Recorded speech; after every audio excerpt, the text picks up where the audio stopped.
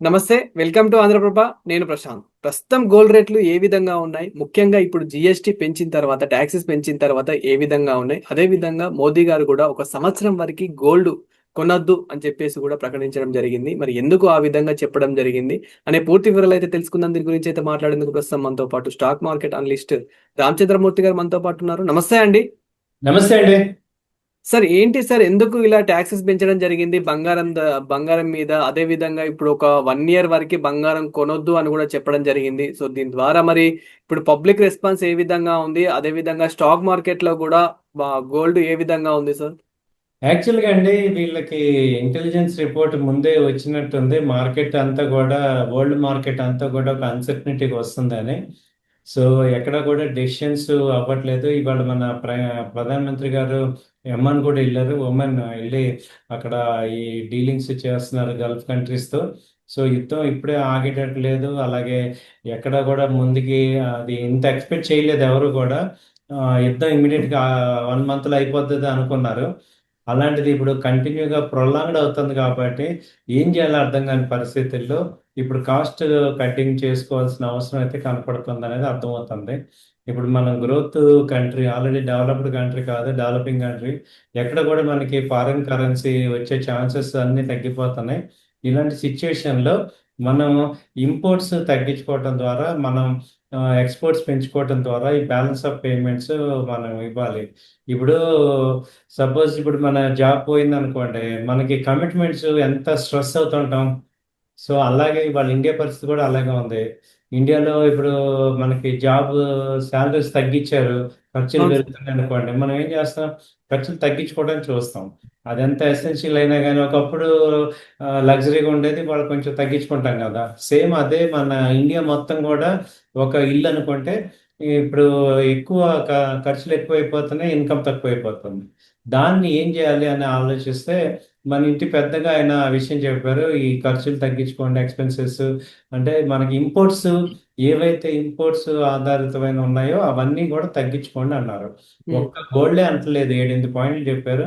Already governments అన్నీ కూడా దాని మీద యాక్షన్ తీసుకుంటున్నాయి. ఆ, మేము కూడా ఫాలో అవుతామని ముందే లీడర్షిప్ బై ఎగ్జాంపుల్ అనేది వాళ్ళు చూపిస్తున్నారు.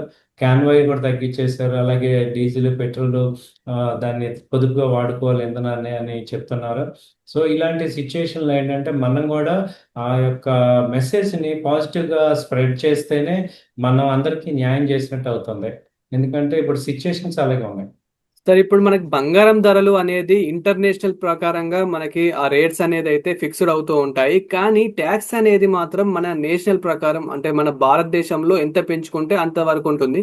ఎందుకని ఆల్రెడీ రేట్లు అనేది చాలా ఉన్నాయి. ఎందుకని మన మోదీ గారు ఈ డిసిజన్ తీసుకోవాల్సి వచ్చింది? ఎందుకని ఉన్న పలంగానే ట్యాక్స్ పెంచాల్సిన అవసరం ఏమొచ్చింది? ఎందుకంటే పేమెంట్స్ ఎవరు కడతారు? మన దగ్గర 6 7 మంత్స్ వరకే ఉంది. ఇప్పుడు బంగారం ఇంకొక 100 టన్స్ డిమాండ్ వచ్చింది అనుకోండి, పేమెంట్ US డాలర్స్లో చెల్లించాలి. ఎవరి దగ్గర డాలర్స్ లేవు. కాబట్టి ఏం చేయాలి అని ఆలోచిస్తే ఈ కటింగ్ అనేది చేయాలి, డిమాండ్ తగ్గించాలి అని చెప్పేసి ఒక రకంగా పబ్లిక్ని ఫస్ట్ అపీల్ చేశారు, ప్రిపేర్ చేశారు. ఆ తర్వాత దీని మీద ట్యాక్స్ పెట్టారు. ఇప్పుడు ఇంకా ఇంకా కూడా పెడతారు అనమాట. అల్టిమేట్ గా గోల్ ఏంటంటే గోల్డ్ ఇంపోర్ట్ తగ్గాలి, తగ్గాల్సిందే అంటే తగ్గాలి. అలాగే క్రూడ్ ఆయిల్ ఇంపోర్ట్ తగ్గాలి, దానికి ఆల్టర్నేటివ్ చూడాలి. ఈ రెండు కూడా ఆన్ ఇమ్మీడియట్ టైం ఫ్రేమ్లో జరగాలి. అప్పుడే మనం కొంత సస్టైన్ అవుతాం. ఎందుకంటే ఇంకా వరస్ట్కి వెళ్ళిపోతున్నాం, మన ఎకానమీ అంతా కూడా కొలాప్స్ వరస్ట్కి వెళ్ళిపోతుంది. కాబట్టి మనం ఇప్పుడు తగ్గించుకోకపోతే మనం కూడా ఇప్పుడే శ్రీలంక లాగానో, పాకిస్తాన్ లాగానో, జింబాబ్వే లాగానో అయిపోద్ది కంట్రీ. సో ఇలాంటి సిచ్యుయేషన్లో మనందరం కూడా స్వీయ నియంత్రణ పాటించి మనం పొదుపు చేసుకోవాల్సిన అవసరం ఉంది. వంట గ్యాస్ కానీ ఆల్టర్నేటివ్స్ చూసుకోవాలి. సో అలా మనం చేసుకోకపోతే ఇబ్బంది పడతాం అనేది అర్థమవుతుంది. సో దాని గురించే ఇది ట్యాక్సెస్ ఎందుకు పెంచుతున్నారు అంటే, ఏదైనా ఒక ఐటమ్ మీద ట్యాక్సెస్ పెంచుతున్నారంటే దాన్ని ప్రొడక్షన్ కానీ, దాని యొక్క డిమాండ్ కానీ తగ్గించాలని చూస్తున్నట్టు ప్రభుత్వం. కాబట్టి వాళ్ళు ప్రభుత్వం ఏం చెప్తున్నారంటే ఇంకొక ఆల్టర్నేటివ్ కూడా ఇచ్చారు. మీరు గోల్డ్ బదులు ఇది చేసుకోవచ్చు, గోల్డ్ ఈటీఎఫ్స్ లో పెట్టుకోండి అని కూడా చెప్తున్నారు. ఓన్లీ మనకి గోల్డ్ మనకి ఫిజికల్ గా కొనకపోయినా ఈటీఎఫ్ లో పెట్టుకోండి, ప్రాబ్లం లేదు. ఈటీఎఫ్ కానీ డిజిటల్ లో పెట్టుకోండి. గోల్డ్ బాండ్స్ ఉన్నాయి వాటిలో పెట్టుకోండి. గోల్డ్ మ్యూచువల్ ఫండ్స్ ఉన్నాయి వాటిలో పెట్టుకోండి. అలా ఆల్టర్నేటివ్స్ ఇచ్చారు. ఓన్లీ ఫిజికల్ గోల్డ్, అవును సార్. ఓన్లీ ఫిజికల్ గోల్డ్ కొనద్దు అంటున్నారు అంతే. మరీ ఎసెన్షియల్గా ఉంటే తీసుకోండి, బట్ ఫిజికల్ గోల్డ్ దీనివల్ల ఏమవుతుందంటే ఆర్టిఫిషియల్ గా డిమాండ్ తగ్గితే రేట్ తగ్గుతుంది. నిన్న గోల్డ్ 3,000 తగ్గింది, ఇంటర్నేషనల్ గా రేట్లు తగ్గాయి. సో మనం ఇది కూడా ఒక రకంగా అడ్వాంటేజ్. 1 ఇయర్ పాటు కొనకుండా ఉంటే 1 lakh కూడా రావచ్చు. ఎందుకంటే ఓకే. ఎక్కువ గోల్డ్ అంటే సార్ గురించి. ఇక్కడ మనకి ఇప్పుడు మోదీ గారు 1 ఇయర్ వరకు గోల్డ్ కొనొద్దు అని చెప్పడం జరిగింది. సో అంటే ఇప్పుడు మీరు అన్నట్లు 1 lakh వరకు కూడా రావచ్చు తులం బంగారం అని చెప్పేసి చెప్తూ ఉన్నారు కదా. అంటే మనం ఇక్కడ గమనించినట్లయితే కనుక ఒక సంవత్సరం తర్వాత ఏమైనా మార్పులు చేర్పులు ఉండబోతున్నాయి అనుకోవచ్చా, బంగారం మీద కానివ్వండి, సిల్వర్ మీద కానివ్వండి? అవును సార్, ఇప్పుడు ఎవరు కొనకపోతే తగ్గక ఏం జరుగుతుంది? ఇప్పుడు మీరు క్యాజువల్ గా ఆలోచించండి. వరల్డ్ మొత్తం మీద సగం పాపులేషన్ ఇండియా చైనాలోనే ఉన్నాం. సో 150 పీపుల్ అంటే మనకి 150 crore పీపుల్, 130 crore పీపుల్ కి గోల్డ్ అంటే ఇంట్రెస్ట్. ఎవరికి డబ్బులు ఉన్నా గోల్డే కొంటాం. కాబట్టి ఇప్పుడు మనందరం ఆపేసాం అనుకోండి, ఏమవుతుంది? డిమాండ్ తగ్గిపోవటం వల్ల సప్లై పెరుగుతుంది, రేట్ తగ్గుతుంది. అప్పుడు ఇంకా బెటర్ రేట్కి రావచ్చు. సో ప్రజెంట్ ఏ విధంగా ఉంది గోల్డ్? గోల్డ్ వచ్చి ఇప్పుడు 1,58,000 ఉంది సార్. మొన్న 1,63 ఆ రేంజ్ దాకా వెళ్ళింది. నిన్న ఇంటర్నేషనల్ మార్కెట్స్ లో గోల్డ్ సిల్వర్ బాగా డౌన్ అయినాయి. ఎందుకంటే అబ్నార్మల్ గా వెళ్ళాయి కాబట్టి మళ్ళీ తగ్గింది. ఇప్పుడు $4,500 దగ్గర ఇంటర్నేషనల్ గా ఉంది. $130 మన తగ్గింది నిన్న. దానివల్ల $3,000 తగ్గింది. సిల్వర్ అయితే బాగా తగ్గింది, 25,000 తగ్గింది. 2,75,000 ఆ రేంజ్ లో ఉంది. సో మొన్న ఆ, ఈ న్యూస్ విన్నాక 2,40,000 నుంచి 3 లక్షలకి వెళ్ళిపోయింది. అప్పుడు అవును. చాలా మందికి అందరూ కూడా ఎదురు చూసారు ఆ రేట్ ఎప్పుడు వస్తుందని. అందరూ అమ్మేశారు. మ్యాక్సిమం సెల్లింగ్ అక్కడ జరిగింది కాబట్టి ఇప్పుడు ఏమైందంటే మళ్ళీ కరెక్షన్ వచ్చింది. మళ్ళీ 2,50,000 ఆ రేంజ్ లో మంచి బయింగ్ వస్తుంది. సో ఇది ఒక రేంజ్ లో మూవ్మెంట్ అవుతుంది. గోల్డ్ కూడా అంతే, 1,55,000 ఆ రేంజ్ లో బాగా మళ్ళీ బయింగ్ బయింగ్. ఫిజికల్ గా ఇప్పుడు ఎలక్ట్రానిక్ ఫార్మాట్ లో ట్రేడింగ్ చేసుకోవచ్చు, దానికేం అభ్యంతరం లేదు. గోల్డ్ తర్వాత ఎలక్ట్రానిక్ ఫార్మాట్ లో ఎంత కొనుక్కోండి, ఎంత అమ్ముకోండి. ఓన్లీ ఫిజికల్ లోనే వద్దంటున్నారు అంతే. సార్ ఇప్పుడు మోదీ గారు ఇలాంటి నిర్ణయాలు తీసుకున్న తర్వాత, ఇలా ప్రచారం చేసిన తర్వాత షేర్ మార్కెట్ లో కూడా డౌన్ ఫాల్ అయింది గోల్డ్ అని చెప్పేసి ఇలా వినిపిస్తున్నాయి వార్తలు. ఇది ఎంతవరకు నిజం? సో ఏ విధంగా ఉంది షేర్ మార్కెట్ లో? షేర్ మార్కెట్ లో అయితే దాదాపు గోల్డ్ కంపెనీలు అన్ని కూడా 10% దాకా మినిమం పడ్డాయి. 5% నుంచి 10%.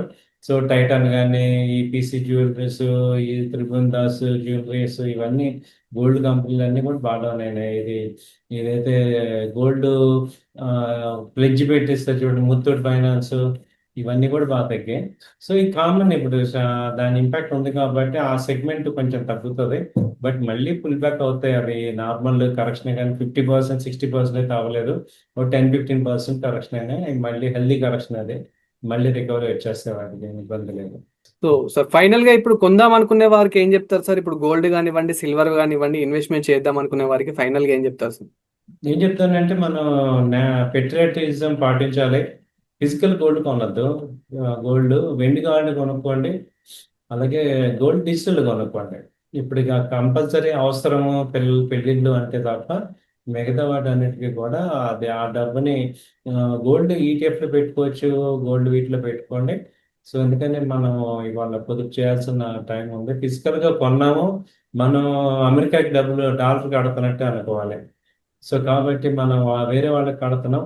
కాబట్టి ఇప్పటికైనా మనం కొంచెం స్వీయ నియంత్రణ పాటిస్తే తర్వాత కొనుక్కోవచ్చు. మనకి ఇబ్బంది ఏమి ఉండదు. అదేమి ర్యాలీ వెళ్ళిపోదు అనమాట. గోల్డ్ ఏమో మనం మిస్ అయిపోయాక, అంటే మొన్న బాగా పెరిగాక అంత డిసప్పాయింట్ అయ్యారు అందరూ. కానీ ఇప్పుడు అబ్జర్వ్ చేసి ఏంటంటే ఇంటర్నేషనల్ గా మనం ఎవరో కొనకపోతే డిమాండ్ ఉండదు, కాబట్టి రేట్ తగ్గుతుంది. సో అదేమి అంత స్పీడ్గా ఏం పైకి వెళ్ళిపోదు. మనమేమి లాస్ అవ్వం. ఓవరాల్ గా చూస్తే ఏమీ లాస్ అయిపోవం. పర్వాలేదు, మనం ఒక 6 నెలలు కొనకపోతే నష్టం ఏం లేదు. అట్లీస్ట్ నేనేమంటా అంటే హార్మోజ్ రిలీజ్ అయ్యేదాకా అన్నా మనం గోల్డ్ కొనకూడదు. హార్మోజ్ జల్సన్ ఎప్పుడైతే రిలీజ్ అవుతుందో అప్పుడు కొంత వరల్డ్ పీస్కి వస్తుంది, అప్పుడు కొనుక్కోవచ్చు. Thank you sir, thank you so much. Thank అండి, నమస్తే.